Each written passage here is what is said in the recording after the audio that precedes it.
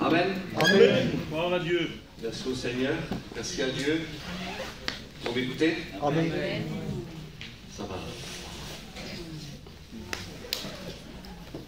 Avant de pouvoir vous lire un passage dans la parole de Dieu, je demande à Jonathan de prier pour moi. Amen. Gloire à Dieu. Amen. Je le dis encore ce soir, on s'est vu hier, je suis vraiment réjoui d'être avec vous encore ce soir, d'apporter, comme mes frères, serviteurs de Dieu. On n'a pas d'autre message que celui-ci, que la parole de Dieu.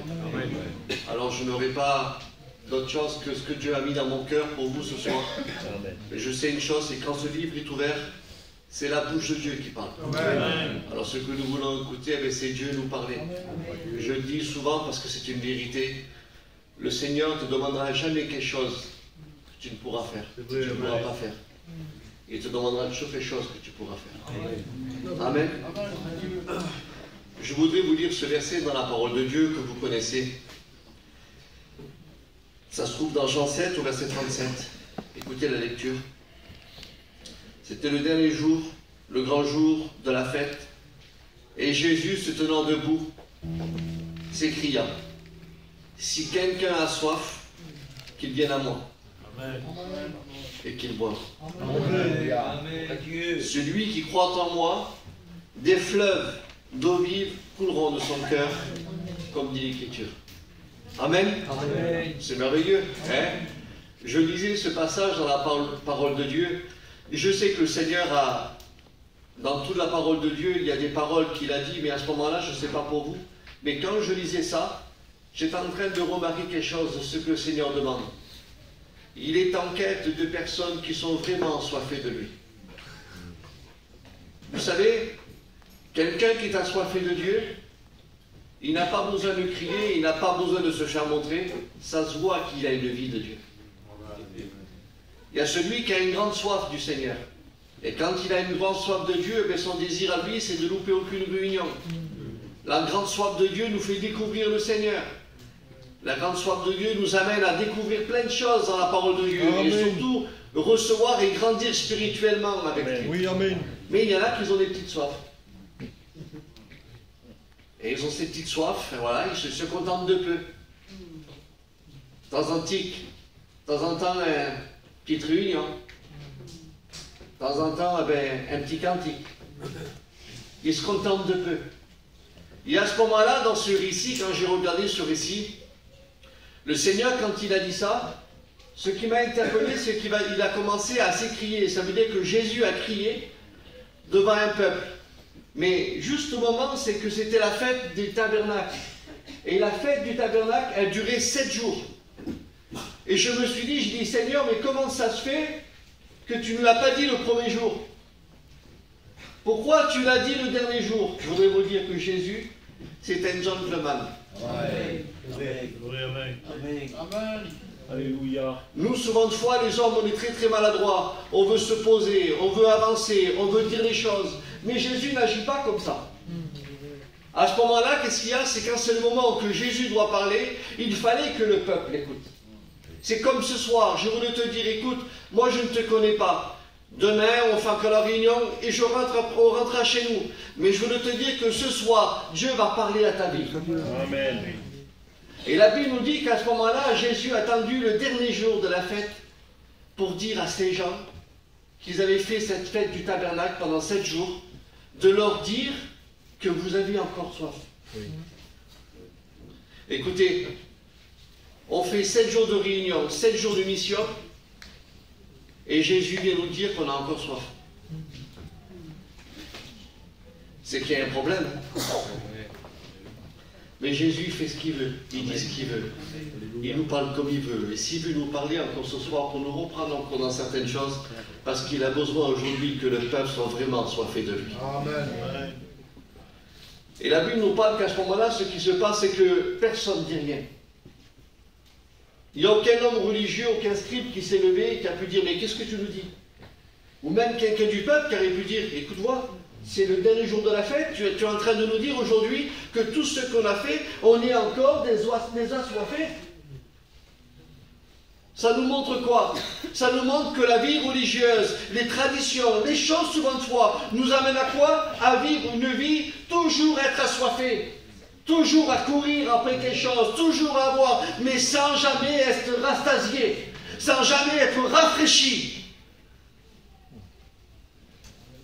Et je voudrais te montrer ce soir, avec la parole de Dieu, des exemples de personnes qui ont été véritablement assoiffées de Dieu. Je veux te parler d'un homme que son attitude nous fait croire qu'il est vraiment assoiffé de Dieu. Vous connaissez l'histoire du jeune homme riche? La Bible nous dit que ce jeune homme riche, qu'est-ce qu'il fait? Quand il voit Jésus, il court. Et quand il court, il se prosterne, il se met devant le Seigneur. Et il commence à dire, Seigneur, que faut-il faire pour avoir la vie éternelle? Si nous, on est là, au moment de la scène, eh bien, je voudrais vous dire qu'on serait en train de se dire, c'est pas possible. Comme il aime le Seigneur, comme il aime Jésus. Parce que son attitude, et surtout chez nous, on est beaucoup sentimental, on est beaucoup émotionnel. Alors quand on regarde l'attitude de cet homme-là, on est capable de nous dire, lui, Jésus, il va lui parler. Lui, c'est véritablement un vrai assoiffé. Vous savez, il y a des attitudes de personnes qui viennent aux réunions aujourd'hui, qui nous font croire qu'ils aiment Dieu, qui nous font croire qu'ils sont assoiffés de Dieu. Mais quand Jésus leur parle, dans le sens de dire, aujourd'hui il faut que tu changes, aujourd'hui il faut que tu te repentes, aujourd'hui il faut que je demeure chez toi, il y a des personnes qui partent tout tristes.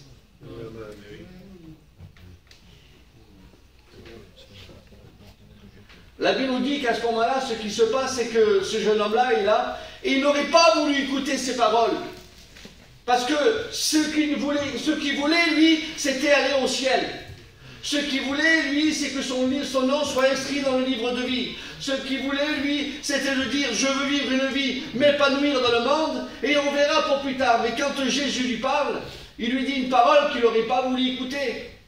Et souvent de fois, vous savez, il y a des choses qu'on n'aime pas trop écouter. Oui. On n'aime pas trop la vérité. On aime bien dire la vérité aux autres. On aime bien dire aux autres, change, mais toi tu ne changes pas. Et la Bible nous dit, à ce moment-là, ce qui se passe, c'est que Jésus est là, il commence à lui parler, parce que Jésus, on ne le trompe pas. Oui, amen. Jésus, on ne le chine pas. Amen. Jésus, c'est pas un gitan. Amen. Amen. Jésus, c'est pas un Rome. Amen. Jésus, c'est pas un sédentaire. Jésus, c'est le Fils de Dieu. Amen. Amen. Et à ce moment-là, ce qui se passe, c'est qu'il dit à cet homme, vends tout ce que tu as. Viens et suis-moi. Vends tout ce que tu as, donne-les aux pauvres, et viens et suis-moi. Je ne sais pas, réalise un petit peu. Il veut le ciel, mais il ne veut pas abandonner ce qui le retient sur la terre. Aujourd'hui, peut-être tu marches comme ça. Tu viens aux réunions pour peser ta conscience. Tu viens aux réunions parce que voilà, tu sais que tu as un petit peu de la crainte dans ton cœur. Il y a des années que Dieu t'appelle. Il y a des années que Dieu t'attire. Il y a des années que des missions sont faites ici. Des années que des prédicateurs ont prêché les paroles de Dieu. Mais toi, tu ne bouges pas parce que tu ne veux pas délaisser ni abandonner. Ce soir, je veux te dire cette parole. Dépose pour que Jésus rentre. Amen. Dépose pour que lui fasse la demeure chez toi. Alléluia. Et la Bible nous dit, ce qui se passait, c'est que ce jeune homme-là, quand il a écouté d'abandonner et de donner, il est parti tout triste. Et toi, à chaque fois que tu viens à la réunion et que tu écoutes qu'il faut abandonner et qu'il faut donner, je ne viens plus moi à la réunion. Je ne viens plus. Tu as vu qu'est-ce qu'il a dit, le pasteur? Mais c'est pas moi qui dis, c'est la parole. Il faut que tu abandonnes, il faut que tu délaisses. Il faut que tu donnes ton cœur à Dieu. Il ne lui a pas demandé au Seigneur qu'il fallait sa richesse. Dieu n'est pas contre que tu as des biens, que tu as des affaires. Dieu n'est pas contre. La Bible nous dit que l'or et l'argent lui appartiennent. Dieu n'est pas contre. Mais aujourd'hui, je ne sais pas qu'est-ce qui te fait passer plus que Jésus. Aujourd'hui, tu es tenu peut-être par ton travail, tu es tenu par des choses qu'on t'a donné, un héritage que tu as eu. Et aujourd'hui, tu vis par ça. Tu as peur que les gens viennent chez toi, de peur de prendre ce que tu as chez toi. Les personnes ne vont rien prendre. Jésus veut demeurer chez toi. Amen. Dépose aujourd'hui ce fardeau devant les pieds du Seigneur. Dépose aujourd'hui ce qui te retient. Dépose aujourd'hui. Arrête de vivre avec l'apparence. Arrête de faire montrer que tout va bien. Écoutez, je dis souvent, parce qu'on est comme ça, surtout chez nous, hein, on agit comme ça. Quand tout va bien, on fait un grand sourire. Quand tout va mal, on fait encore montrer qu'on a un grand sourire. On est les plus forts pour faire montrer que tout va bien et que tout va mal. T'en as pas marre d'être malheureux, t'en as pas marre d'être malheureuse. T'en as pas marre de paraître ce que tu n'es pas. Arrête de partir tout triste à la réunion de Tarascon quand tu viens ici. Arrête de paraître devant les gens que tout va bien. Mais quand la parole de Dieu est prêchée, tu repars tout triste. Parce que tu aurais voulu un message, pas comme ça ce soir. Tu aurais voulu un message agréable. Un message qui t'amène, je voulais te dire seulement de cette parole ce soir. Si vraiment tu es un véritable assoiffé et que tu veux faire partir aujourd'hui de celui qui doit être un véritable assoiffé de Dieu, alors dépose. Je ne sais pas qu'est-ce qui te retient. Je ne sais pas qu'est-ce qui t'amène aujourd'hui à vivre une situation depuis des années, depuis des mois, et qu'il n'y a rien qui change. Et tu marches toujours par tes idées. Tu marches toujours par tes raisonnements. Tu marches toujours parce que tu as peur. Vous voulez qu'on aille un peu plus loin? Amen. Je vais vous amener dans une autre histoire de quelqu'un que lui, il est vraiment assoiffé de Dieu. Eh oui. Quelqu'un qui est assoiffé de Dieu, il a une attitude qui change. Quelqu'un qui vient à la réunion pour dire de venir à la réunion, pour écouter un message, pour écouter une mission, pour écouter tel pasteur, pour écouter... Aujourd'hui, on court après ça. C'est facile de venir, c'est facile de faire aujourd'hui. Parce qu'on est comme ça, on est à l'écoute de tout. On aime bien savoir, on est curieux de tout. C'est comme ça, le peuple est comme ça aujourd'hui. L'histoire nous dit qu'à ce moment-là, cet homme-là, lui, chez lui, c'était pas terrible. Il vivait une situation que la Bible ne nous fait pas montrer le détail de sa vie, mais seulement ce qu'il faisait déjà. On comprend un petit peu, comme chaque serviteur de Dieu, on comprend que la vie qu'il avait, elle était très compliquée. Je voudrais vous parler de Zachée. La Bible nous parle que Zachée, c'était un homme qui était collecteur d'impôts. La Bible nous parle que cet homme-là, il était en collaboration avec les Romains. À cause qu'il collaborait avec les Romains, le peuple, quand il les regardait, il était détesté. Plus personne ne pouvait le voir. Et réalisez un petit peu.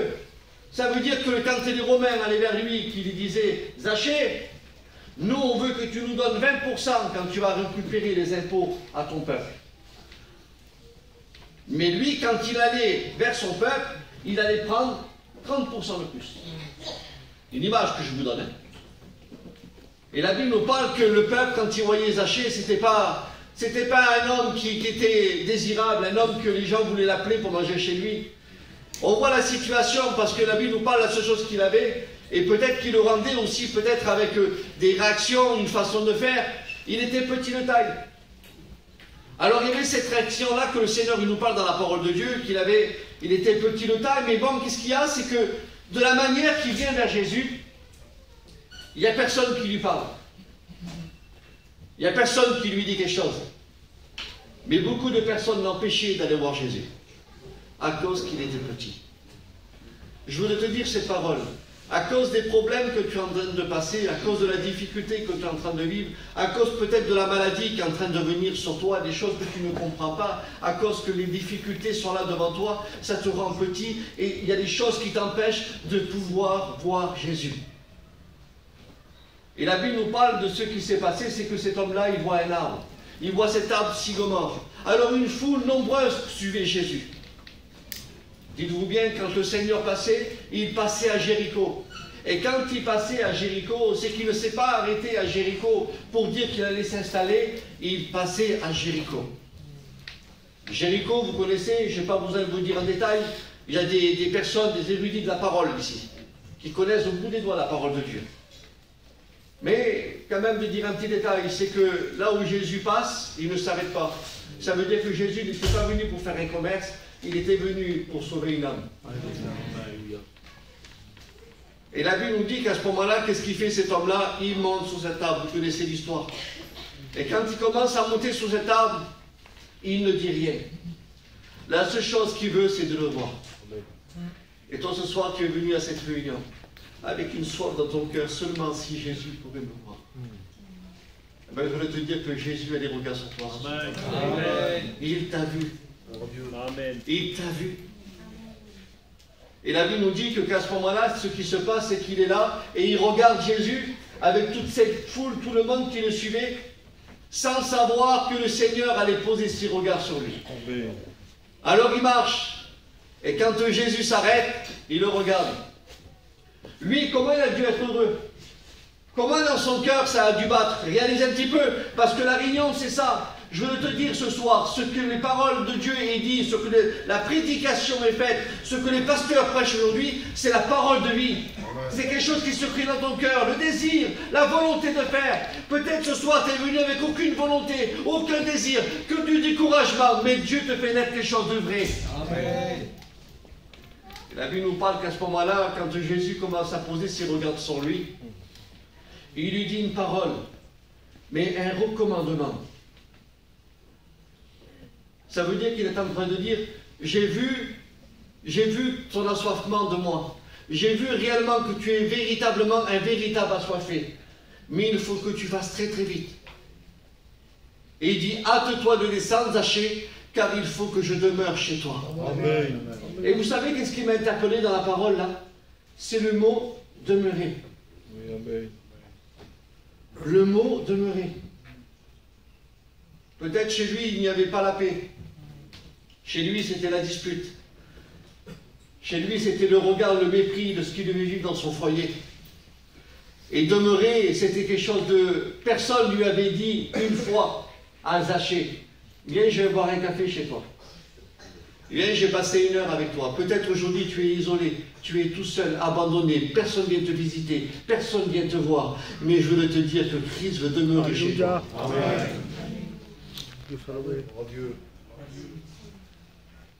Et la Bible nous dit qu'à ce moment-là, quand il a écouté le mot demeurer, comment ça a dû se réjouir dans son cœur? Il n'y a personne qui est venu chez moi. Il y a combien de temps que plus personne vient chez moi? Ça vous fait rien du tout quand vous restez tout seul dans une maison et que personne vient vous visiter? Il y a combien de temps que tu vis dans l'église que personne vient te voir? Personne n'est venu te visiter. Mais ce soir, Jésus te dit, je veux demeurer moi. Amen. Même si les gens ne te voient pas, même si les pasteurs t'ont oublié, mais moi je veux demeurer.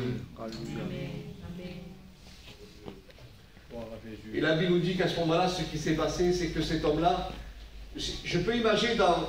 Est-ce que j'ai le droit d'imaginer, mes frères? Je ne veux pas faire d'erreur, mais je mets un petit peu d'imagination. Quand il a dû rentrer, parce que quand il a écouté Jésus, et quand il a dû rentrer, qu'il a frappé la porte de chez lui, et qu'il a frappé la porte, et que sa femme a ouvert, il dit, Zachée, pourquoi t'as frappé? Il dit, j'ai frappé parce qu'on a un invité. Parce que le moment où l'image que je donne, hein, c'est une pensée que je donne. Si je suis chez moi, je ne vais pas frapper, je vais rentrer. Mais lui, il doit avoir l'honneur de dire, je frappe à la porte, pour dire à ma femme, il y a quelqu'un qui vient me visiter. Alors quand Jésus est rentré dans cette maison, comment la paix, la joie a dû venir? Parce que je veux te dire, tout ça c'est la vérité. C'est vrai. Amen. Tu ne vis plus sans la paix, tu ne vis plus sans la joie. Chez toi c'est des histoires, chez toi c'est la boisson, chez toi c'est la drogue, chez toi c'est toutes les choses qui ne correspondent pas, chez toi c'est des disputes, chez toi aujourd'hui tu essaies de tenir ton foyer entre une réunion et après c'est la dispute. Mais Jésus veut demeurer. Laisse-le rentrer. Amen. Laisse-le faire. Alors quand il rentre dans cette maison, Zachée, il prend les devants. Eh oui, un homme qui est assoiffé prend les devants. Parce que je voudrais te dire ce soir, si tu veux que ta vie elle change, il faut que tu prennes les devants. Oui, Il faut que tu dises aujourd'hui, j'en ai marre de dire aux autres que je dois changer, c'est à moi à changer. J'en ai marre de dire que l'autre il n'est pas bien, l'autre il a fait ceci, l'autre il a fait cela. Non, c'est moi le problème. Et je veux que lui vienne demeurer pour que les choses se font comme lui il veut. Et la Bible nous dit qu'à ce moment-là, il commence à parler à Jésus. Il commence à dire, Seigneur, quelqu'un qui est né de nouveau, quelqu'un qui a vraiment, véritable assoiffé, qui a une soif vraiment de Dieu. Il commence à dire, Seigneur, si j'ai pris, je veux redonner 4 fois. 4 fois ce que j'ai pris. Ça veut dire qu'il était capable de se dépouiller. L'autre, le premier, il n'a pas été capable de donner, de pouvoir laisser quelque chose, mais lui, il était capable de se dépouiller, de tout donner. Amen. En sachant que Jésus était chez lui. Et que je veux te dire ces paroles. Hier, Zachée, il était tout seul. Mais aujourd'hui, Jésus est avec lui. Amen.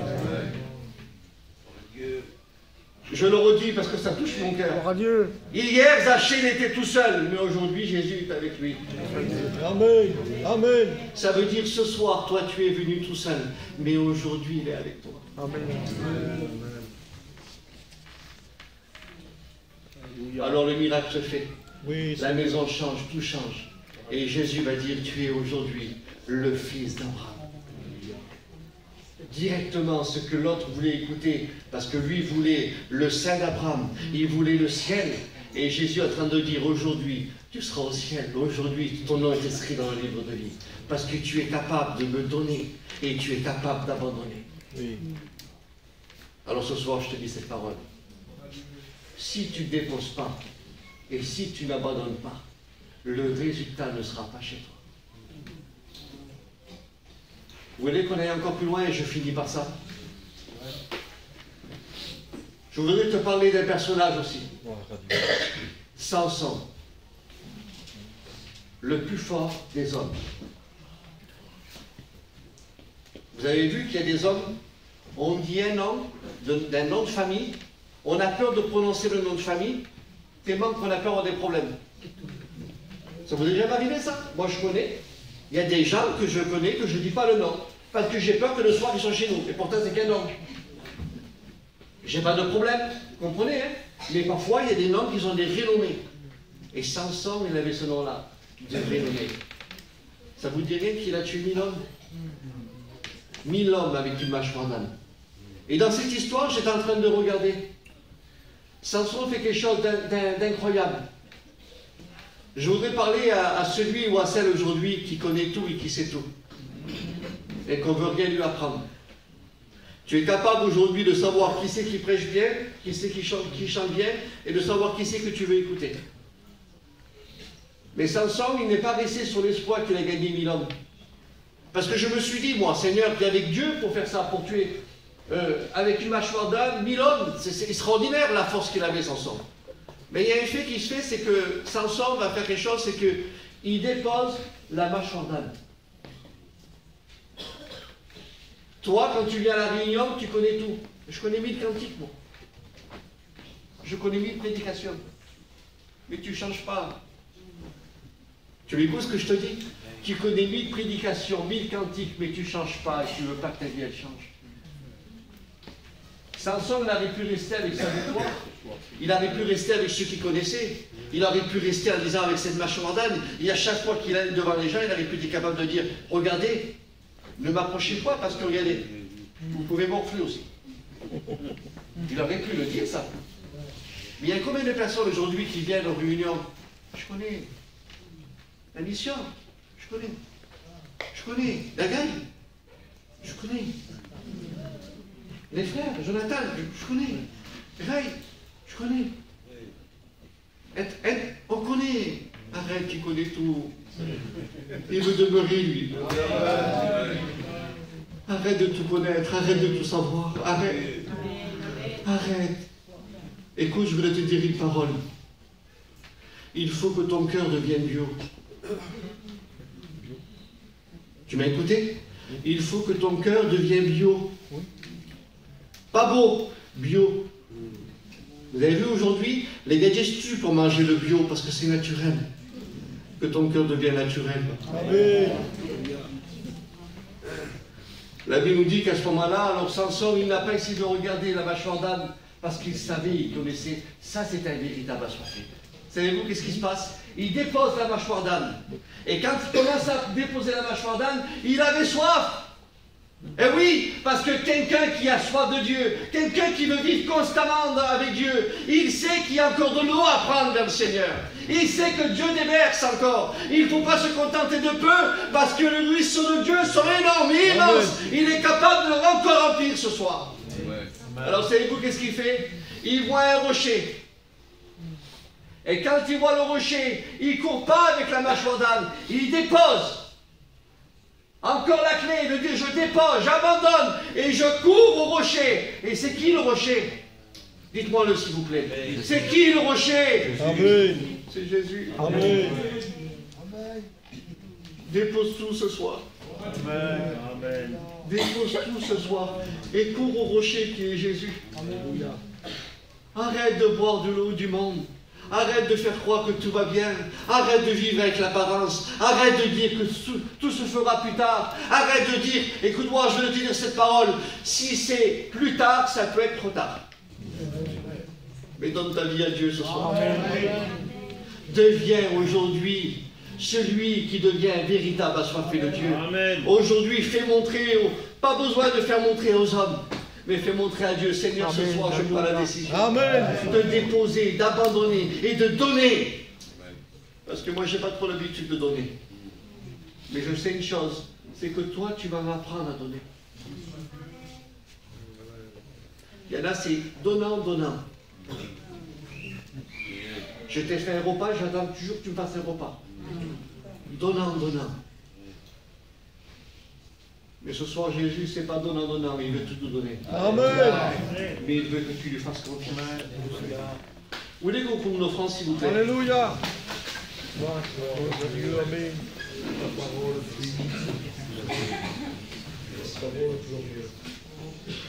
Alléluia. Alléluia.